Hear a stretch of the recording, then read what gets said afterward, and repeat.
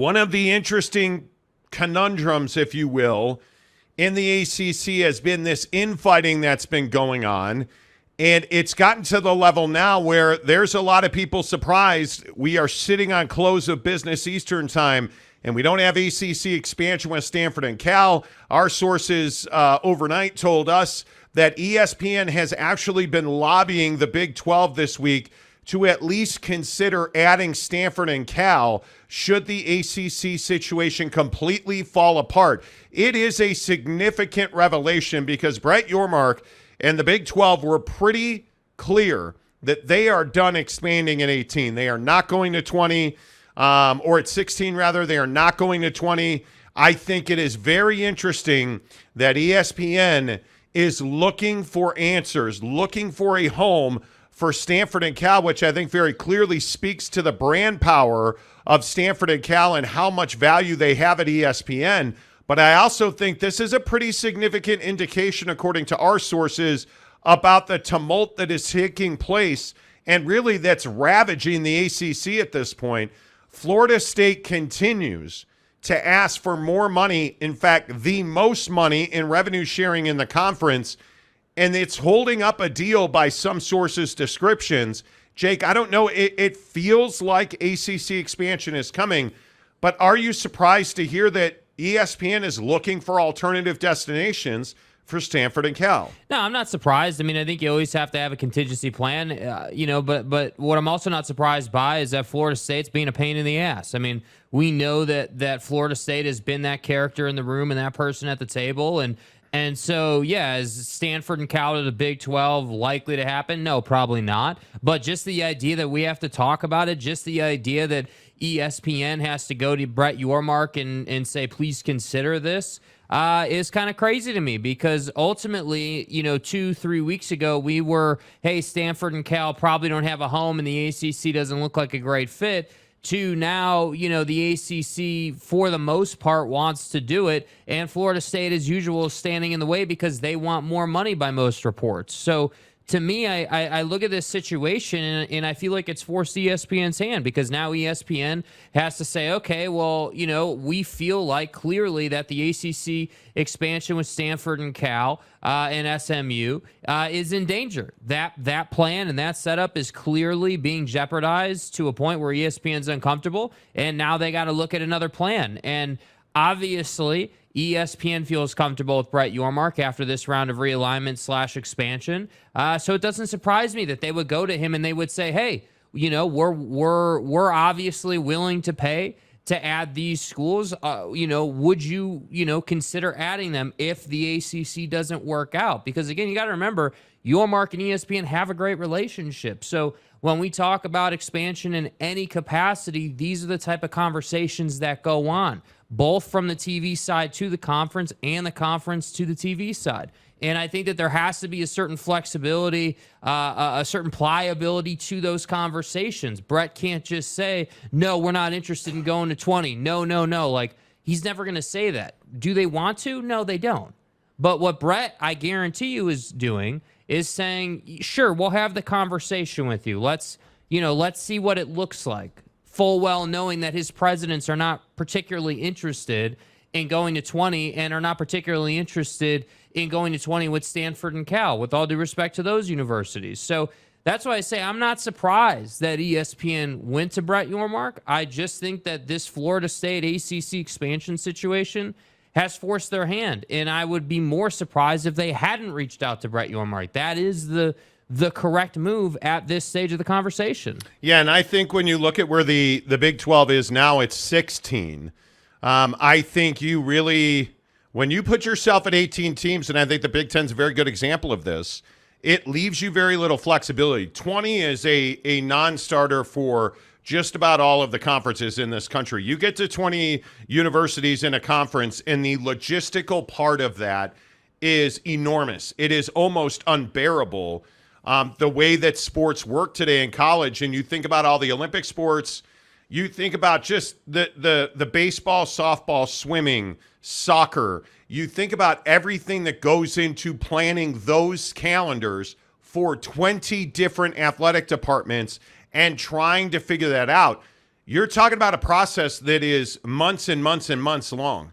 And I don't think Brett Yormark, I don't think certainly Tony Petitti in the Big Ten has made it clear he didn't want to go to 20, or we would not be having this conversation with Stanford and Cal. Mm-hmm. And I am shocked that here we are with the ACC where we're still in a position wondering when is Florida State going to get on board. And I frankly am one that is surprised to hear just how difficult Florida State has become, according to our sources, demanding, in fact, the most money in revenue sharing. And for what, though? That's what I'm trying to figure out. Florida State has not been relevant in many, many years in college football. On what level does Florida State value itself where it should get more money than Clemson? That's the question I cannot seem to find an answer to.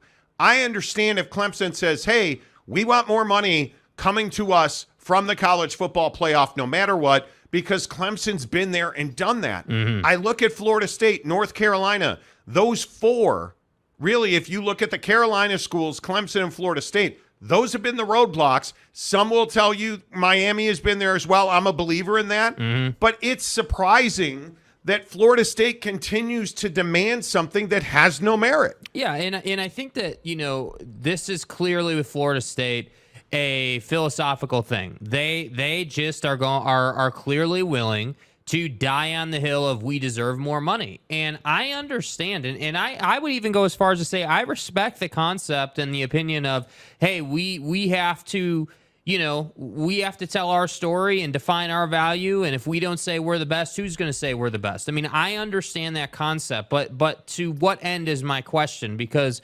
again, you're not doing yourself any favors. And I look at, again, not that it's the same situation, but when you compare what happened to San Diego State and what potentially may or may not happen with Florida State, I look at the San Diego State situation, and yeah, sure, they got back into the Mountain West and it all got worked out, but you haven't heard word one from San Diego State. Their reputation certainly took a beating through that process, and I feel like Florida State is kind of heading down that same path. You're being so obstinate about your opinion, not fact, right? We're not talking about facts. This isn't like, hey, it was stipulated in a contract that we would get $1 and you're paying us 25 cents. No. We're not talking about facts here.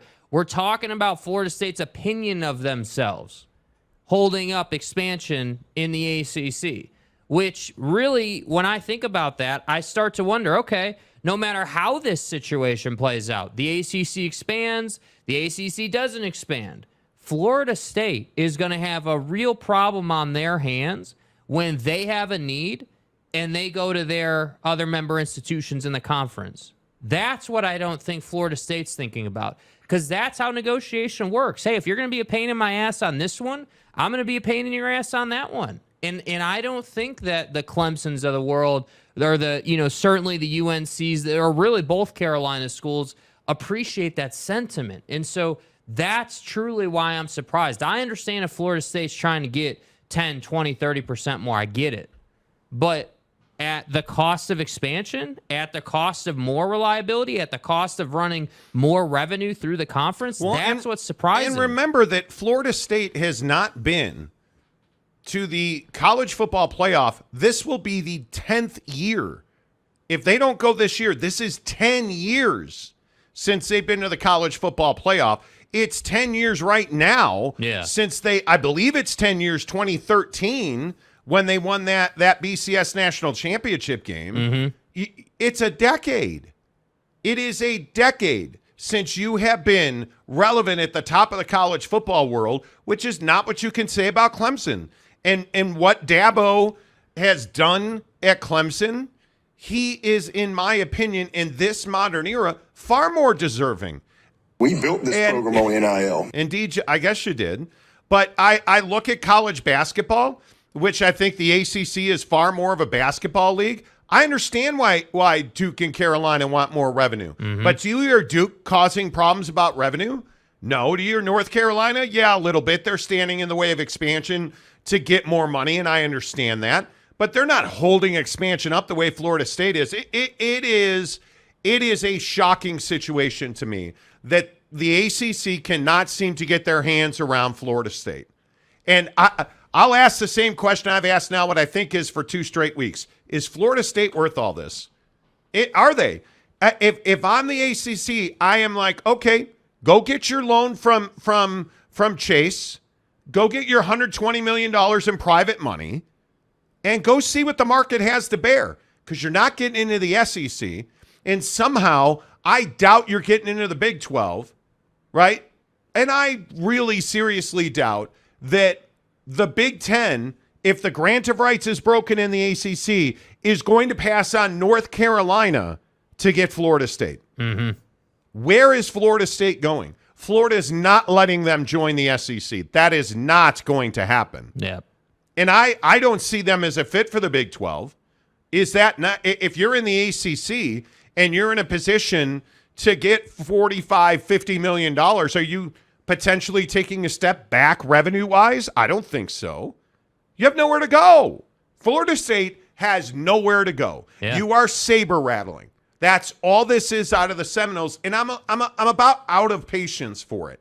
Not that I'm of consequence or can do anything about it, but I'm tired of talking about it. I'm tired of hearing about the greatness of Florida State. Yeah, and I think that's warranted. I think, I don't know.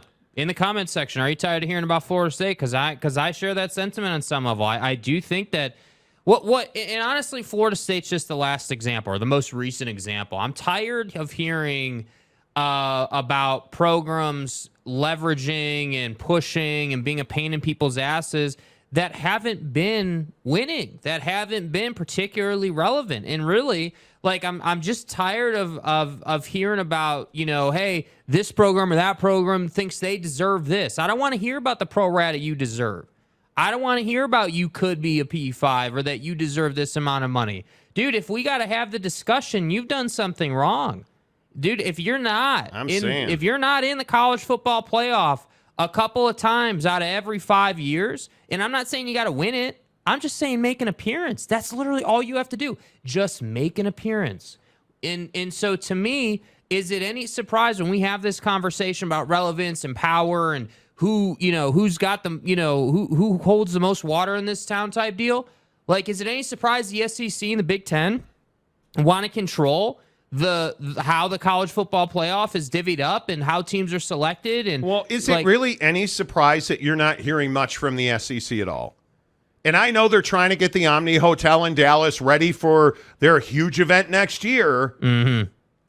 But in all seriousness, are you hearing much from Greg Sankey when it comes to, expansion and we're doing this and you're not? No. Because they don't have to talk. They've already walked. You've Yeah. already got the odds-on favorite in Georgia to win another national championship and get more speeding tickets. You've already got Nick Saban. You've already got LSU. You've already got Lane Train. Like, you're deep. You're ready to rock. Rock and roll right now. The Big Ten. I understand why the Big Ten did what it did. I have no problem with that. The Big 12, I think, has been nothing short of sensational in expansion. I don't understand what the ACC is doing. Yeah. Why you would not get this done now when the window appears to be ever so slightly cracked to get Stanford and Cal is beyond me. Well, and I think it's beyond me. The other point that I'd make here is that you didn't really hear about this type of thing in the Big 12. You ever notice that? You didn't hear about this in the Big 10. And obviously you don't hear about it in the SEC. Those three really stand out as organized and as Nick Saban says, right, the right butts are in the right seats on the bus. Everyone's going the same direction. We're all rolling down the road. And I think that the ACC hasn't gotten all the seats on the bus yet. And the Pac-12 couldn't even find a bus to put the butts on. So to me, I just think as a conference, you can't have this kind of, dysfunction. You got to get it smoothed out ASAP. And what it tells me with ESPN lobbying the Big 12 to consider going to 18 for Stanford and Cal is that there still is a realistic possibility the ACC melts down. Mm-hmm. That's what this tells me, because ESPN, who's got a huge stake in the ACC, they're going to shore up their flanks with their current existing partners. And if they believe at ESPN, if they believe that the ACC isn't unstable, which very clearly they are at this point, why would you not try to push Stanford and Cal, two massive brands and two money-making brands? Why would you not try to push them to your other major partner at the Big 12? I think it makes perfect sense. Yeah. I don't even, because Stanford and Cal don't fit in the SEC. They simply do not. And again, I would also remind people, if the ACC melts down, how many of those teams wind up in the Big 12? Yeah, more than a couple, I think. More than a couple. And I could see Notre Dame and North Carolina and probably others at that point winding up in the Big 10. Yeah. I think the SEC would have their choice, but I could for 100% certainty see the Big 12 plucking the Virginias. I could see the Big 12 going in there and hand-picking. I think Miami is a really good fit in the Big 12. In my opinion, Miami's a really good fit. But again, who the hell wants Florida State? Because, and I don't mean to keep driving this point home, even if you expand and you give them, let's say you acquiesce and you give Florida State what it's asking for, which is a significantly larger slice of the pie than everybody else. Is there anybody who believes that Florida State's just now going to be happy and start winning championships? And they're going to be very placated, and you're never going to hear from them, and they're going to be the best part of the ACC? There's not a chance in the world, in my opinion, that happens. There's not. And this dispute in the ACC, and our sources telling us that Florida State is the singular one that is not willing to play ball, and they are unwilling to cut a revenue sharing deal because they know that is what is keeping the ACC from expanding, because Florida State believes they should get a significantly larger share. I would not at all. I would not feed the animals, dude, because they're going to keep coming back looking for more. Yep. I just, what other piece of history tells us that if we give the squeaky wheel more grease, that it's just going to spin perfectly and we're just all going to roll together? That's not usually how this shit works. Like, when you give Florida State more of what they want, they come asking for more and Facts. more and more and more, because more money is going to come in. You add Stanford and Cal, more money is going to come in. Stanford and Cal are not going to sit on their hands and hope for wins on the field and in the court. I think that very clearly the money that Cal is spending to try and win basketball games, again, goes to this model for Brett Yormark. Hey, basketball's a business unit that's going to drive revenue for us. Florida State's going to want more and more and more of that money. Yep. And I just would not give in, because this is just the beginning. Yeah. This is not the end when you give Florida State more. It's the beginning. Well, and by the way, what happened last time TV partners went to Brett Yormark? You ever think about that? What happened the last time that there was a slight suggestion? Yeah, the Pac-12 died. That's what happened. So this is hardly the first time we've seen this conversation come around. And I know it's different. They've expanded, 16 teams, great. But, you know, when you think about this situation, is the ask just Calford? Or is the, what is the ask? Because obviously Brett Yormark has no need to acquiesce to SMU, right? You just don't need to do that, frankly. But I just wonder, what did ESPN say to Brett Yormark? Did they say, hey, you know, there's we feel, let's say ESPN was like, yeah, we feel 50-50 on the ACC thing. And we're really wondering, hey, if the ACC thing fizzles out, would you be interested in Calford? Or did they say, no, dude, like, there's a better than puncher's chance that this thing, you know, doesn't work out and you're going to have an opportunity to step in. So what do you think? Well, you know, I think I'll just lean on what our sources tell us, and that is because they have been rock solid and very good. I think we have led the news cycle on expansion almost from the beginning. The ACC is still expected to add Stanford, Cal, and SMU. And SMU is reportedly still willing to take 7 years of no media distribution, which is unbelievable. Yeah. Stanford and Cal would split a full share.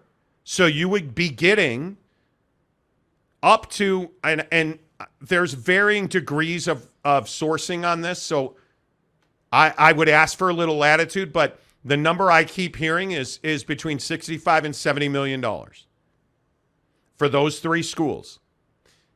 You're looking at zero. You're looking at zero for SMU. You get that 70, let's call it $70 million. And you give 40 of that to Stanford and Cal. I mean, that you're looking at a windfall, tens of millions of dollars coming in. That is free money. And you can allocate that how you want, and Florida State wants the lion's share of that bread. I understand why SMU is valuable. But you're not going to Brett Yormark and saying, well, SMU, they'll take nothing, Brett. Why don't you take Stanford and Cal? We can get SMU to go for a decade with no money. Hey, guys. Because Brett Yormark's not desperate. No. I truly believe the ACC is desperate. They are trying to, I think they are trying to cap the Florida State well of negativity. And I still don't think it happened. I still don't think that there's nothing you can do to make Florida State happy. Yeah. That's my opinion. Yeah. I from what I've heard and the people I've talked to, nothing you do is going to placate Florida State. Yeah. Nothing. Clemson, I think Clemson wants to add Stanford and Cal because Clemson is well aware, in my opinion, that that's going to create more divide in this conference. So the situation's not really going to change. It's not going to be a stabilizing force. Notre Dame is still going to be Notre Dame. They're going to whine and complain. They are going to try and manipulate other teams and create factions, which they've done here, because I think that only helps Notre Dame. If Notre Dame's in the same conference as Stanford and Cal, that only helps Notre Dame's other, what I would say initiatives, because sports is not nearly number one at Notre Dame. They have far broader goals and aspirations. Stanford and Cal help Notre Dame achieve that. Yeah. And being in business with Stanford and Cal, as we found out in the Pac-12, is very profitable. And it creates loyalty and it creates unity, unless you're the Seminoles. So there you go. All right, more of you, far less of us. The Monty Show, as always, is presented by our good friends at Bucked Up Energy. Before we get to your comments, let's hit the Bucked Up Energy. Okay, because in 1 hour, thanks to our friends at Bucked Up, we are going to give away a pair of tickets to Colorado at Utah on November 25th. Prime coming to Salt Lake City that day. You know Prime's going to be bucked up, so let's get bucked up with a buckshot. Yes, sir. Thank you very much. So easy. Goes down smooth. You know what I love about Bucked Up? They do what they say they're going to do. They're not Florida State, friends. No. They give you good products with good ingredients that do the job they say they're going to do. When you take a buckshot, you're going to get 200 milligrams caffeine. You're going to get all kinds of brain food that's going to give you a mental lift, that's going to power you through that pivot table, that's going to make it possible for you to crush that last conference call of the week, that last meeting of the week. It's Friday. It's 4:30. It's 3:30. It's whatever time your meeting is. You pop that buckshot, you're going to rock and roll. It just works. Get in the comments section or get in the description below. Click the link. Get yourself a free sampler pack of Buck Bars. Use the promo code Monty20 to get 20% off your purchase. 20% off your purchase. I'm a mess. See, I waited too long to hit the buckshot. Yeah, dude. I got lost. Let's go, baby. Monty20, 20% off at checkout at buckedup.com. Let's get your comments in here. As always, we appreciate you. Lance Johnson, first one in. $5 today, Lance. Thank you. Yo, Monty. Yo, Lance. Hey, guys. Thanks for the tip on Justin Steele. Go Cubs. Hit the 5.5 over 5.5 strikeouts for $50 on DK at minus 115. This is your cut. Keep it coming. Oh, don't worry. Right after we give away the Utah tickets, my friends, Prize Picks. we're doing Prize Picks MLB tonight with pitcher strikeouts. Oh, yes. I've got 3 can't miss hits for you. I think I've hit it every time. Oh, man. Wait until about an hour and 10 minutes from right now. Prize Picks. While you wait for that, get into the description of the show below. Click the Prize Picks link. Download the app. Use the promo code Monty. That gets you 100% deposit matching up to $100. You put in 50, they give you 50. You put in 100, they give you 100. Prize Picks, Download the app, promo code Monty, to get 100% deposit matching. Just click the link in the description below. You'll get the hookup. Lance, thanks for sharing, bud. Appreciate that. Jim, how are you for $5? I would consider Oregon State and Stanford before Cal. Cal being a California state entity is not a good fit for the Big 12. Well, I would agree with you on that. In general, the Cal education system's a disaster. I think everybody's aware of that. It's broken. It's flawed. It's how Cal got into the situation they're in now. Let's not forget it's how UCLA is going to wind up subsidizing Cal. It's why you got into a situation where your Memorial Stadium at Cal Berkeley was falling apart. Yep. You're in deep debt over that. I mean, it's all kinds of issues. But you know what Cal is? Cal's a money-making machine. You want to be in research business. You want to be in partnership business with Cal Berkeley. There's a lot of esteem that comes with that. There's a lot of educational revenue that comes with that. And a rising tide of revenue raises all athletic departments. Yep. That's the bottom line. So I love Oregon State. Research Stadium's going to be amazing up in Corvallis. I think, knock on wood, as I've been out on a limb and said, they have a chance at 10 wins this season. Jonathan Smith and the boys, I think the Beavs have a great team. I think they're going to be impossible to beat at home. See how things shake out. Oregon State's great. But our sources told us today that Gloria Nevarez went to Washington State and presented the proposal, if you will, essentially proposed marriage on one knee. Bend the knee. Apparently the dress looked great. The cake was amazing. The wedding singer was awesome because everybody at Washington State, and from what we've heard, everybody at Oregon State is absolutely impressed with Gloria Nevarez and absolutely impressed with what the Mountain West has to offer. I have heard all kinds of wild theories about what Mike Oresco, the commissioner of the AAC, is going to do. But there's one thing that you cannot get over if you are the AAC versus the Mountain West. The Mountain West is in a far better TV logistical situation in that they have 3 years left on their TV deal. Now, if you're going to expand and add Washington State and Oregon State, CBS Sports and Fox, who are the TV partners in the Mountain West, my guess is they're going to ask you for a year on that. Right. So let's say they do. You're at 4 years.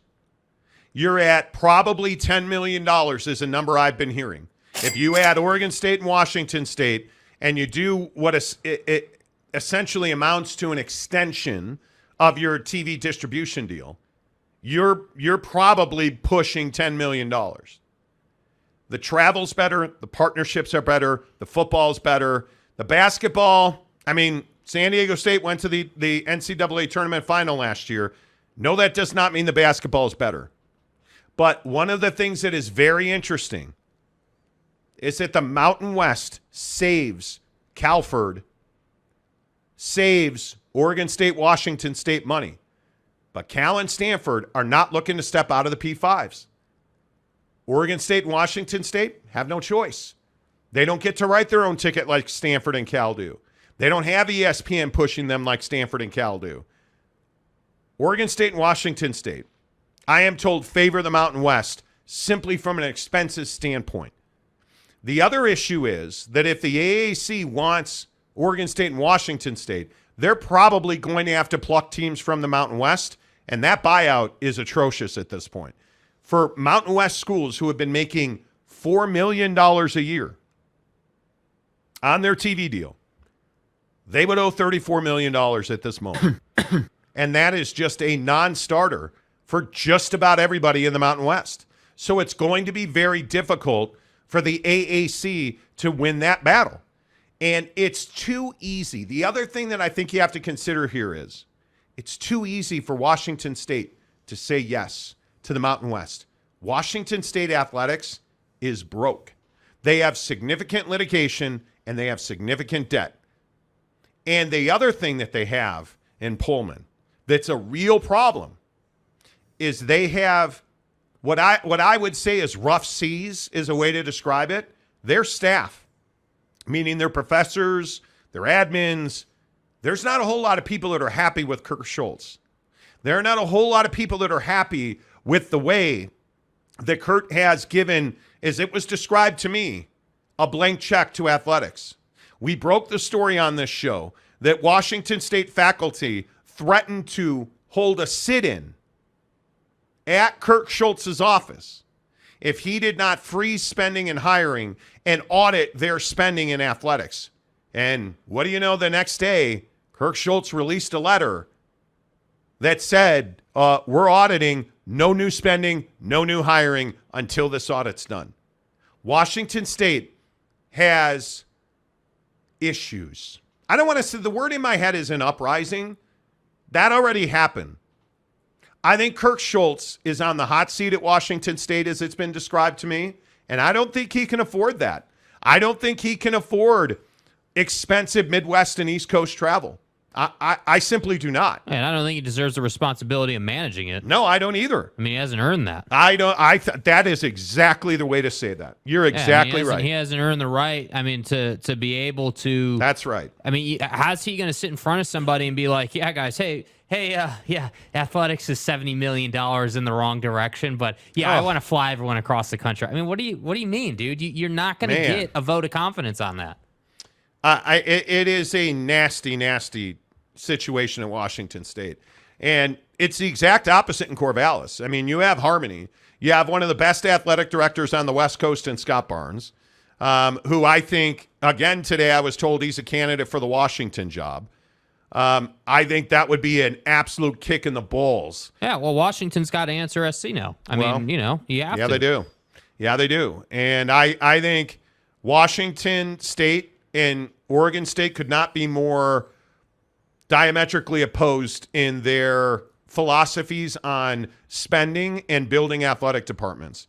And if you look at the calm consistency at Oregon State, even under a new president, you have calm consistency. You have significant fundraising that got you a football palace at Research Stadium at Oregon State, where Oregon went last year. And what happened to Oregon at Research Stadium? They lost all their hopes and dreams. They died right there. And it's cool that you can put up Bo Nix billboards. But if you can't beat Oregon State, and let me not let you forget, that's a hell of a rivalry.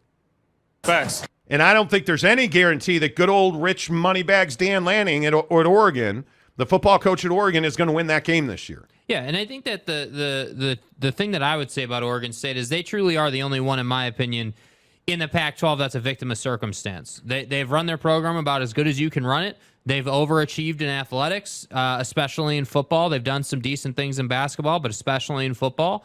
And I think nobody talks about it because the one thing they're not good at is marketing.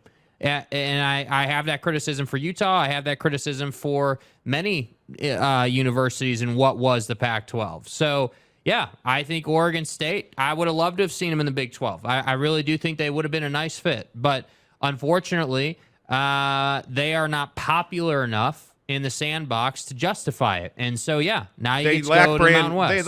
They lack brand power. Yeah, I think absolutely. They absolutely lack brand power. Billy Moten, thank you very much for the $2 super sticker. Appreciate you, my friend. Hey, look at that. How about Phil Venzor, our newest member? Let's go! Hell yes!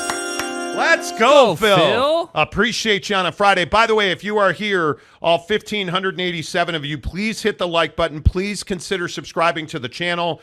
We are rapidly approaching now 26,000. On the trek to 30. We are only 381 subscribers away from 26,000. You guys, we really appreciate the lift you've given us over the last 30 days. Please consider, if you're not subscribing to the channel, please hit the subscribe button, but at the least, give us a thumbs up. Let's see. Who else? Gorf Denro, which is Horn Frog's backward. Like he wrote it. Like what are you talking about, man? We were inverted, ma'am. Come on, that's a Top Gun reference. It's a Top Gun reference. That's it's Top Gun. How do you convince Stanford to overlook BYU's policies on religious standards, student behaviors, lack of inclusiveness? Seems like a deal breaker for them. Because BYU does not have religious standards, student behaviors, and a lack of inclusiveness. I think one of the great things that's come out of the last 12 months for BYU is the Duke volleyball thing. And if you don't know that, very quickly, Duke volleyball came into Provo, and one of their players claimed she was racially abused by the fans. BYU did a full and thorough investigation. They originally banned one fan who Duke had picked out and said, that's the one. BYU went so far as to dig through tape, interview all of the students in the student section, which is where the Duke player said it came from. And they could find no evidence. They made all of their video, all of their audio, all of their interviews available to anybody who wanted them. And I think when you're Stanford, and one, Stanford and BYU already do business together. So I don't think, with all due respect, Gorf, this is just not an issue. Yeah. This is no different than, the honor code or Sunday play. I've covered BYU for a decade. BYU is one of your best business partners. You want to be in business with BYU. Sports, academics, research, you want to be in business with BYU. Yep.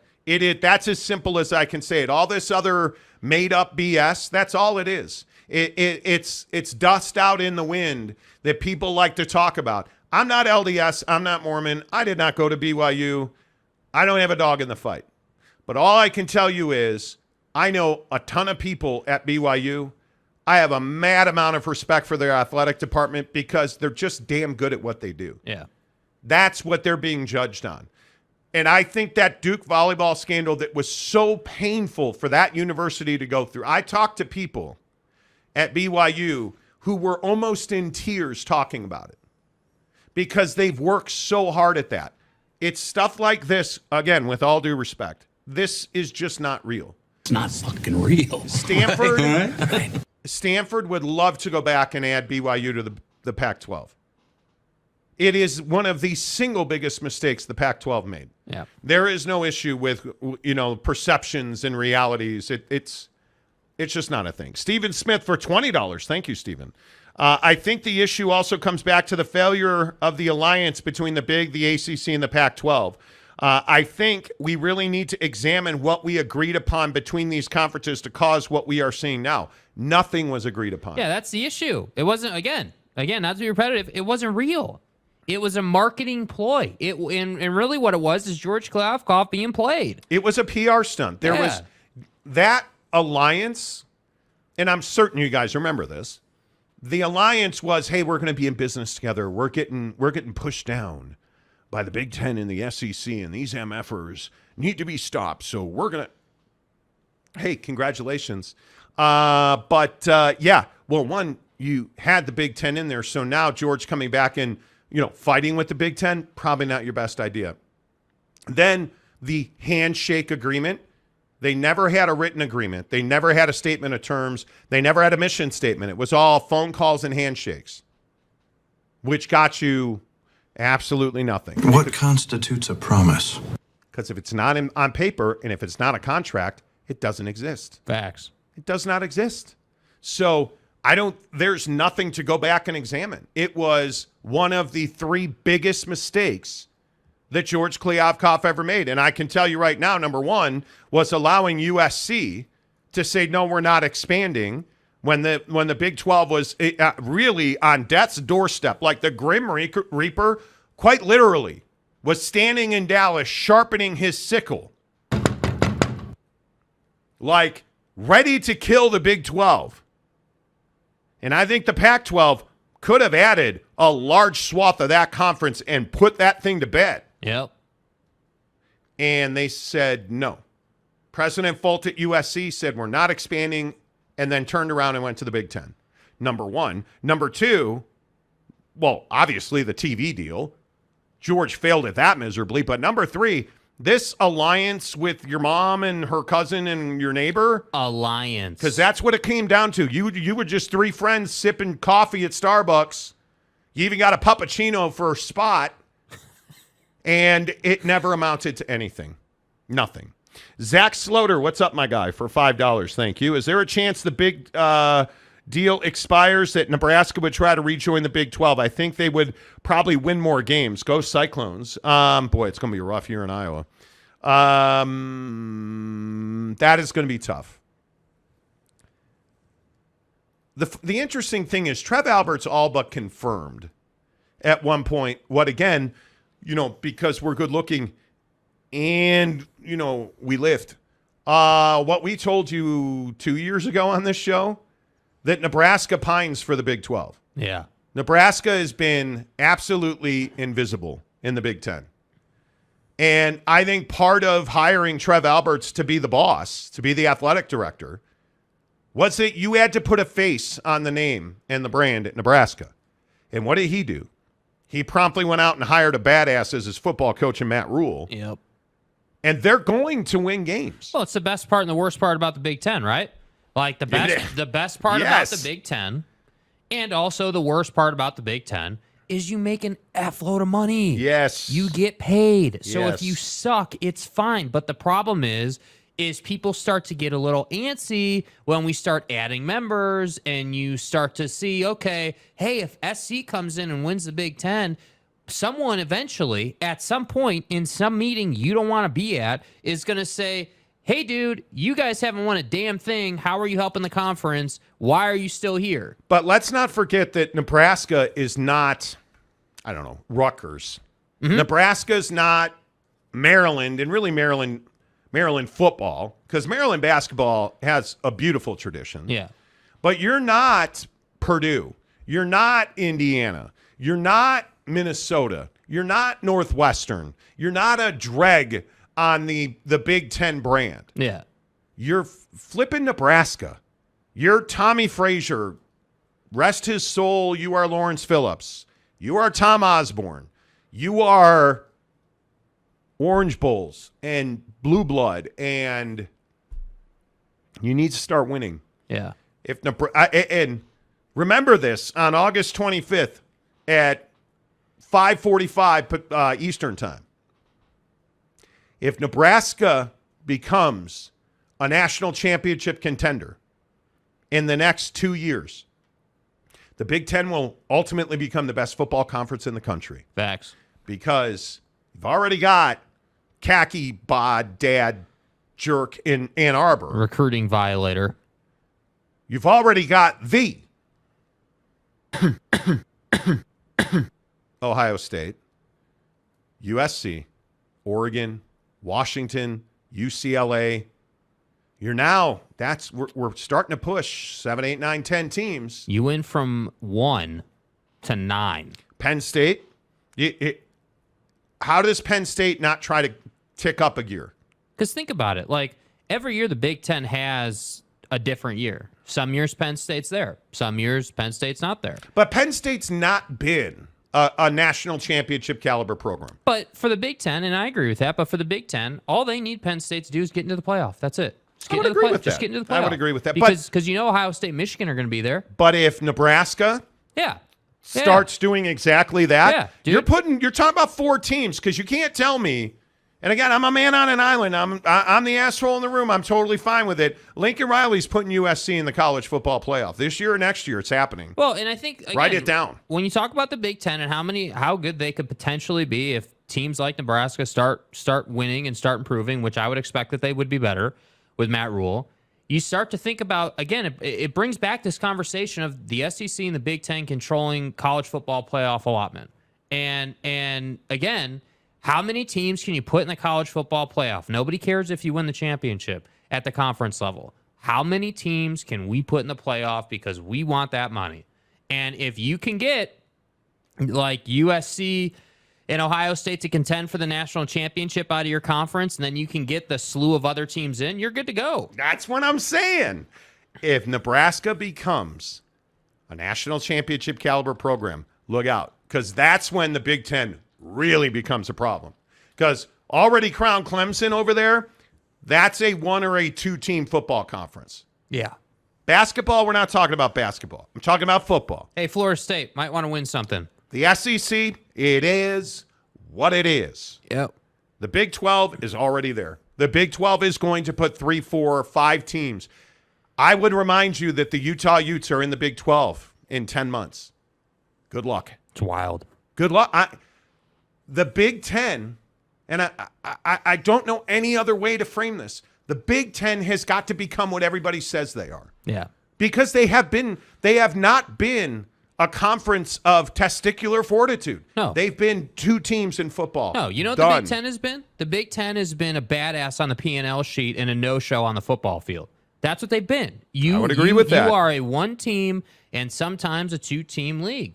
And I agree. Ohio State gets in almost every single year, and they deserve a lot of credit for that. But that doesn't make the Big Ten the best football conference in the land or even in that conversation right now because they're not. But I think at some point, I would say the Big Ten, out of any of these conferences we're talking about, is the closest to saying, hey, SEC, we're better than you. Because I don't think even I agree, the Big 12 right now is the best football conference top to bottom. They may not win the most championships, but just quality top to bottom, they're the best. I still don't think that makes them better than the SEC when it comes to winning. And I feel like the Big Ten with SC and Ohio State, Michigan can, show up once every 5 years in the championship game. Like, you have a chance to start overtaking the SEC. I think we get a reality check every single year.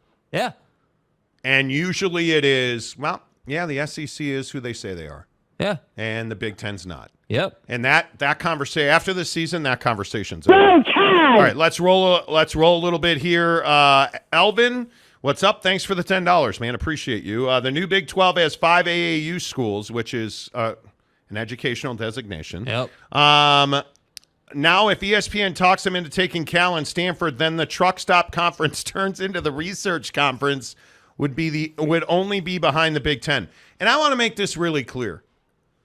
I don't think Calford, they're not going in the Big 12. I think it gets done in the ACC.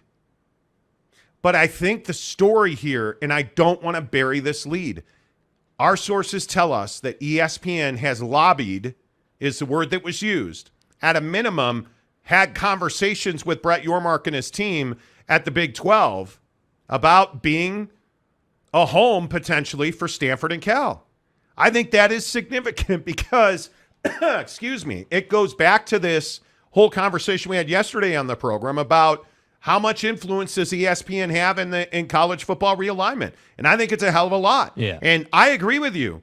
If you put Stanford and Cal in the Big 12, it just makes them a revenue juggernaut more than they already are.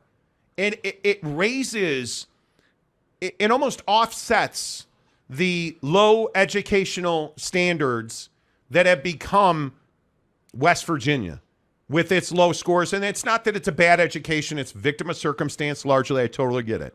But the drag that West Virginia's educational numbers are on this conference would be more than offset. It would be an unbelievable flex educationally and revenue-wise. And I don't think it's going to happen because Cal and Stanford are much more willing to travel because they want to be in business with the Carolinas, the Dukes, the Vandies of the world. They want that power brand that they have in the Pac-12 now. They want to recreate that as much as they can. And I think it makes way too much sense to get it done in the ACC. Florida State's got to get out of the way. And I think it's going to happen. I don't know who's ultimately going to be the one that makes Florida State acquiesce. I don't know how that happens, but I think it happens. And I'd be surprised if we showed up here on Monday and there was no deal done. I'd be really surprised by that because at some point, Washington State and Oregon State have to secure their future. You understand that Washington State and Oregon State don't have a home in 10 months. Yeah. They don't have a TV distribution deal. They don't have home athletic contests. No gate, no concession, no parking, no, hey, mommy, can I get a T-shirt? That doesn't exist in 10 months. They're going to do something. At some point, Cal and Stanford, and I think it's unlikely, but at some point I have to believe Cal and Stanford are going to find themselves on an island. Yeah. And you've got 2 options Because going independent's not one. Going to the Mountain West is not another. You're going to wind up in the ACC or you're going to rebuild the Pac-12, which has its own set of circumstances. You need to get the ACC deal done. And I think ESPN's working on that. But if they don't go to the ACC, man, I would be really surprised if they didn't wind up in the Big 12. Nate Simons for $2. Nate, good to see you. Stanford, Gonzaga, Oregon State, and UConn to the Big 12. Well, the problem is Gonzaga. I think Gonzaga would be in the Big 12. And I feel 100% confident they'd be in the Big 12 if UConn would have joined as a basketball only. Yeah. But UConn is not willing to let their football program die. And if they'd have joined the Big 12 as a basketball only, that's exactly what would have happened. Yep. And I think Gonzaga did not want to move on their own. And that's why I think UConn killed that Gonzaga deal. I'm a big believer in that. Thomas Walsh gives us $2. Thank you very much, sir. Hey, Kaysen Briggs. What's up, Kaysen Briggs? Kaysen! Yeah. Another new member of the show. Thank you so much.